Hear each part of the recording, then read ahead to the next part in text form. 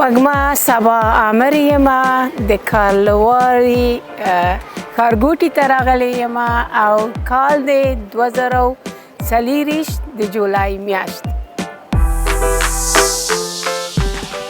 دا ښار چې دی د معدني اوبو د چینو په درلودلو باندې هم ډېر په ټوله دنیا کې لکه وتلی دی او د هر ځای نه ناروغان هم راځي او دا اوبه څښي دوی لپاره مختلفو هغه ته بېلابېلو ناروغیو ته شفا ورکوي. همدارنګه زه څو ځلې راغلی یم. تېر ځلې موسم یخ و، ژمی و، بارانونه و او دا ځل تاسو سره مې وعده هم کړې وه په هغه ویډیو کې چې زه به په اوړي کې راځم.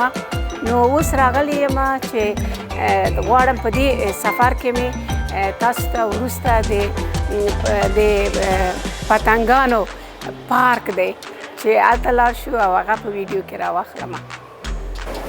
کارلواري د پراګ نه 130 کیلومتره لرې پروت دی او دلته په دې ښار کې لکه ډېر تقریبا 80% روسان په دې ښار کې لکه دوی کاروبار لري او بزنس لري. مختلف لکه جیولري دي یا زرګرۍ دي څنګه تاسو ورته وایي، د غمیو، د سرو زرو، د سپینو زرو دوکانونه دي او بېلابېل بزنس د دوی پکې روان دی او دا ښار په همدې باندې مشهور او هر کال دلته د فلمونو نړیوالو فلمونو فستیوال وخت په وخت باندې جوړیږي او خلک دلته راځي. د دې ښار اهمیت هم ډېر دی.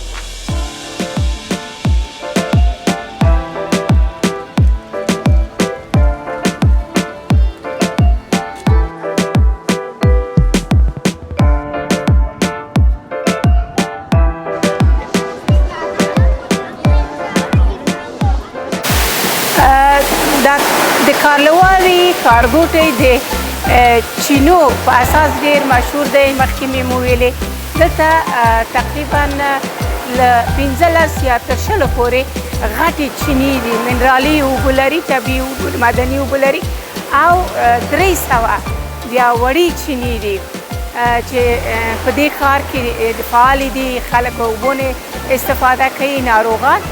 او دا شاته مې چې ګورې دی هغه مرکزي تر ټولو غټه چینه ده چې دا اوبه په خپل زور سره، په خپل فشار سره، طبیعي فشار سره ورته جګ 2 متره لوړ ولي. تاسو په کامره کې ګورئ او دا نه سیستم د برق ورته لګېدلی نه ښه د برق، دا د ځمکې نه همداسې په زور باندې راوځي. نو دلته خلک راځي، عکسونه اخلي، ویډیوګانې کوي او لکه د یادولو او د ښودلو ځای دی. اوبه د خدای لوی نعمت دی. ډېر هېوادونو کې اوبه شته دی، زموږ وطن کې هم اوبه شته دی، خو دلته چې دی دغه اوبه چې دی دا معدني اوبه دي او دا لکه ووایم همدې وطن ته یا دې ښار ته د دوی نعمت دی. دا اوبه د درملنې لپاره دي، ډېرې قیمتي اوبه دي چې دا ډول اوبه بیا نشته په ډېرو کمو هېوادونو کې یا د ځمکې په سر په ډېرو کمو ځایونو کې دغه اوبه پیدا کېږي. دلته ځای په ځای د چشمې لګېدلې دي، خلک یې راځي، هوټلې دلته ورته نیسي، مریضان چې وي شپې ورته کوي او د اوبه څښي او بیا خپله درملنه یې ورسره کېږي، زړه یې تسلي کېږي او بېرته ځي.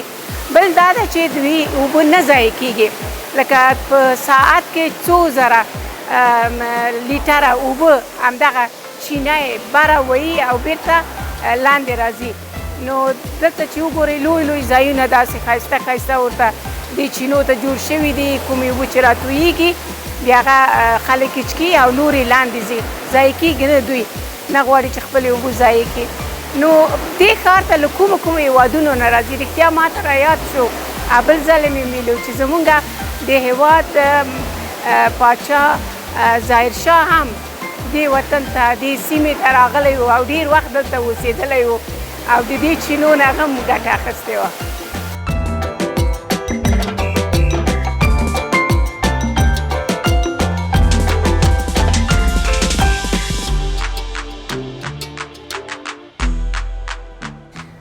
د پتنګانو پارک ته روانه یم. د غره دې نیمایي سیمې کې رسېدلم. بیخي داسې ستړې شوې یم چې اندازه نه لري. مخکې مې ویلې چې مال زه کښته کېږم بېرته، خو امیر ویلې ځه راځه که نه او چې لاړ شو. اوس تقریبا نیم ساعت نورم په غره کې ختل. ډېره تنګه خرابه لاره ده.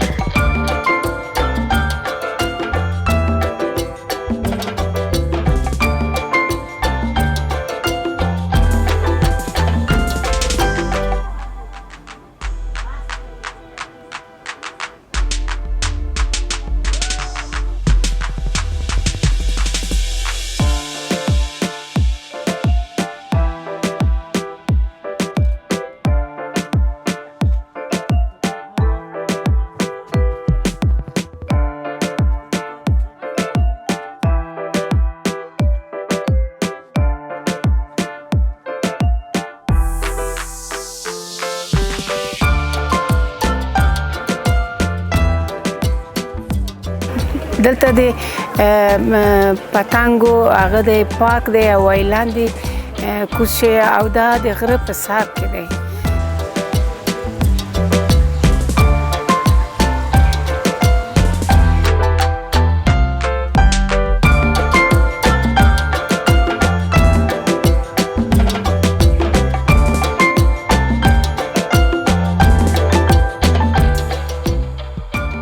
په کارلوی واري کې دغه د شوپرکانو پارک دی او دا د غره د پاسه دی، جګ جګ جوړ شوی دی. ما فکر کوم چې داسې آزاد هوا کې به خو دلته داسې یوه کوټه ده او دلته لکه ډېر زیات داسې نمجن بوی لري، تف دی او دلته دغه شوپرکونه دي ښایسته. تاسې ګورئ زیاتره د آبي لکه شین او تور رنګ دی. نو شوپرکونه دي مختلف څو رقمه، نو دا ډېر مشهور دی د دوی. زه راغلم له لاندې نه لکه 40 دقیقې زه په پښو باندې راغلم د غره سر ته. ډېره زیاته ستړې شومه. 2 واره مې تصمیم ونیو چې زه به لاندې بېرته کښته کېږم، خو بیا امیر را سره چې نه راځه چې ځو. بس راغلم او که تاسې راځئ بیا دلته مې چوکت دلته لکه یو ترن هم راپورته کېږي. که تاسې کله راځئ دا د پښو لارې مه هغه کوئ، په پښو مه راځئ چې ډېر سخت دی. نو چې کله تاسې راځئ تاسې په پښو باندې مه راځئ، په دې چې په پښو باندې مزل ډېر خاص کر د مشرانو ته ډېر زیات سخته دی. نو تاسې بیا کولی شئ پوښتنه وکئ. هغه ښایسته برقي ترن دی، په همغه باندې کېنئ او سیده راپورته کوئ. پاس په دې کې هوټل، ډوډۍ ډېره ارزانه او میلمه پالنه یې ډېره ښه ده. نو دا دلته د شوپرکو پارک مې په تاسو باندې وښود. زما په خپله ارمان دی چې زه یې وګورم. ډېر ښایسته او ډېر زیات شوپرک دي دلته. په اوږه دې کښېني، په سر دې کښېني.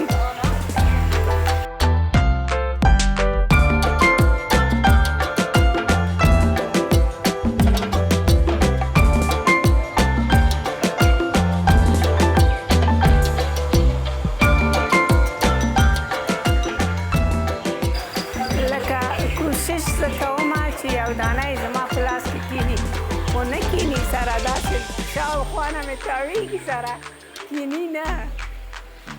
زه کوشش کوم چې د ما په لاس کې کیني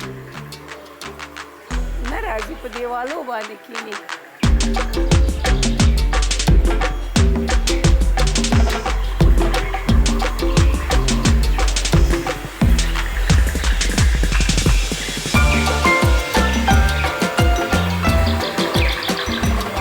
نه دا په لاسونو باندې نه کیني. بس یوه دانه د امر کامره له ما سره نشته، خو د امر په سر ناست دی. د بنکې په لاس باندې بیا کېناسته او د هر چا په لاس باندې ځینې کسانو په لاس کېني دي، ځینو بیا هېڅ نه کېني. دا د بنکې په لاس هم ناست دی. بنکه خبرې ورسره په انګلیسي ورته وایه. لم په لاس باندې ناسته، دا بیا بل رنګ شوپرک دی. ګورئ زیړ او تور نسواري ډېر ښایسته رنګونه لري.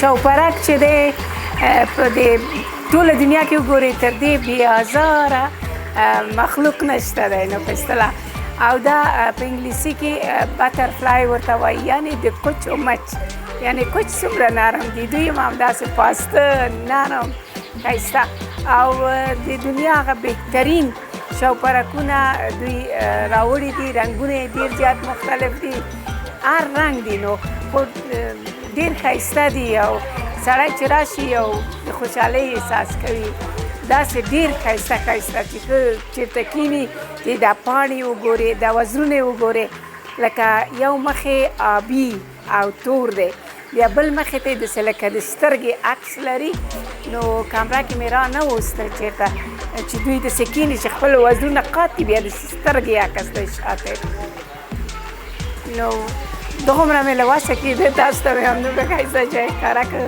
هیلهمنده یم چې خوښ مو راغلی وي پام کوه نه پوهېږم نوم به دې څه شی وي خو زه د پراګ نه راغلی یم که او په دې غره کې دومره ستړې شومه چې راغلمه ګوره زه پښتو وایم که نوم مې وږمه صبا امیر دی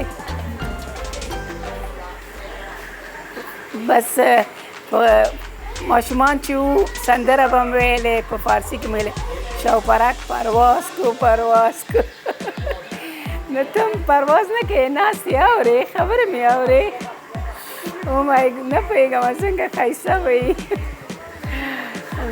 نو تاسې یې ګورئ د ما په اوږه ناسته نه ځي نو زه به څنګه وکړم نه پوهېږم چې دا ته څه وایي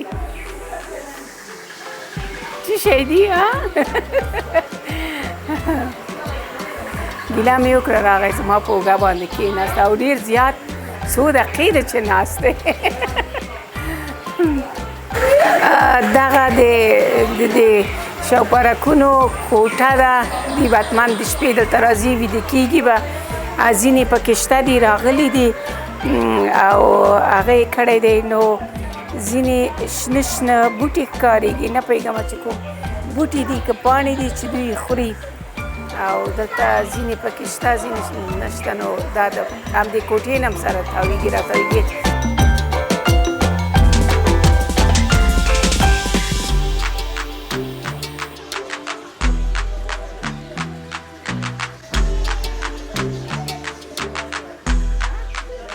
کې په لاس کې دغه د دوه دانې کېناستلي دي او دا شوپرکونه ټول په بڼه کې باندې مین دي بعضې شوپرکونه دي داسې یو رقم ښایسته وړې مرغۍ دي سره مکوښه لري او بل رقم دي ما اول ځل ده چې داسې مرغۍ لیدلې ده دا وړې وړې دي دا د ناستې دي چې خوري هغه کورګکی هغې ورته جوړ کړی دی د کارلواري دغه سفر د ښایسته د شوپرکو په دې پارک کې په دې ښایسته کوټه کې موږ ختموو رښتیا هم د تاسو ټولو ژوند دی د دې ښکلو شوپرکونو غوندې ښایسته واوسیږي خوند واخلئ له ژوند نه د تاسو ټولو څوک چې زما ویډیو ګوري د ټولو دوستانو د ټولو وطنوالو ژوند دی له دردونو څخه لرې وي د شوپرکونو د دنیا غوندې د ښایسته او رنګین وي هر لور ته الوت وکئ ژوند وکئ او د ژوند نه خوند واخلئ